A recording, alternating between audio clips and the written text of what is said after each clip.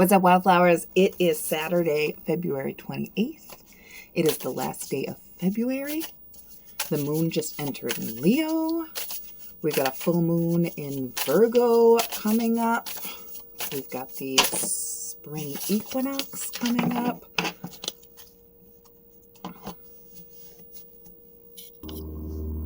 And this is the perfect card that just pulled up. So I hope you are feeling the creative energy. I hope you are feeling motivated that you're going to make some changes.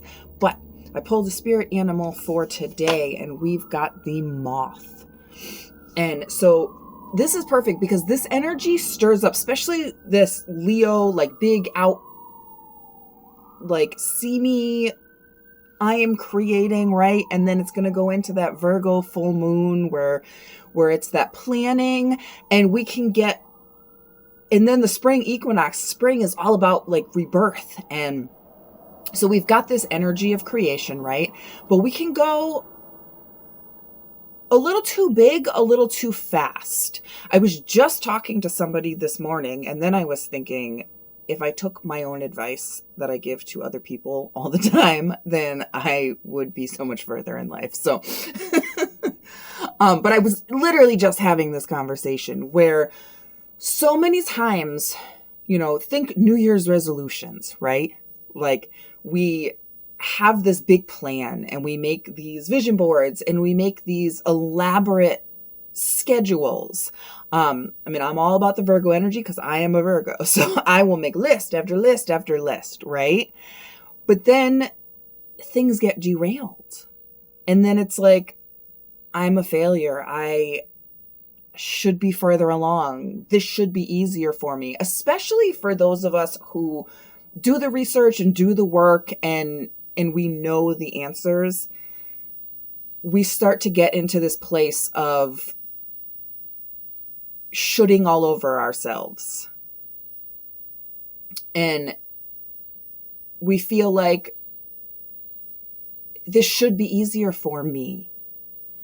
But the moth reminds us not to get distracted by the shiny objects, not to fly into the flame when things don't go right, to approach life with wishfulness and optimism, and don't look for the easy way out. Don't look for the quick fix. Life is a journey. It's this path that we're on. And the moth, it can get distracted by that light. And all of the things going on, right? Because you make the plan and then life inevitably gets in the way every time. So focus on what you can change. Focus on the work you're doing, right? Like you set a goal and you want it to be done tomorrow. And that's never going to be the case. So approach each goal with enthusiasm and optimism and curiosity. Like, eventually I am going to be here. I wonder what that story is going to look like, right? And every good story has bumps in the road. You wouldn't pick up a book where the protagonist was like, this is where I want to go, and then the next page they were there, right? Because that would be boring. Like, why did I even read this? You want to watch the protagonist. I love a good redemption arc, right? Sometimes the protagonist is a bad guy. And you're like, oh, this guy stinks. And then by the end of the book, you watch them, you're almost rooting for their failure at first. And then they hit it, and then they learn a lesson. And then by the end of it, you're like, yes, right? That's your life too. Like sometimes we stink. Sometimes we're on the wrong path. And sometimes we've got to start from that place. Or, maybe you don't stink. Hopefully, I don't think you stink. But you're just not quite there yet, right? Because life is a perpetual journey to be there. Because when you get there, there's going to be a new there. Like, think about it. Where you are now was your there for your past self. You have accomplished things that your past self didn't have before. So you will accomplish your goals. You will get there. And then there will become your present, and there will be a new there in the horizon. It's always, if we're not looking at a new there, then we're done. And you don't want to be done. So enjoy the journey. Don't get distracted by those shiny lights. Don't be impulsive. Don't look for the easy way out, right? Like, put in the work. Like think about if you have a fitness goal. Working out, you can either approach working out like it's grueling and tiring and you're sweating and you hate it and you're watching the clock and this is just something that I have to do and this sucks, right?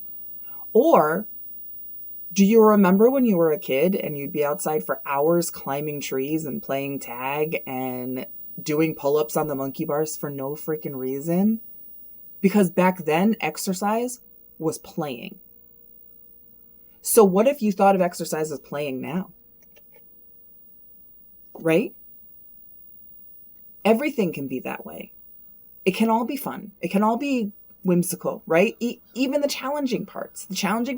And that doesn't take away from grief, from frustration, from anger, from sadness, from betrayal, from whatever.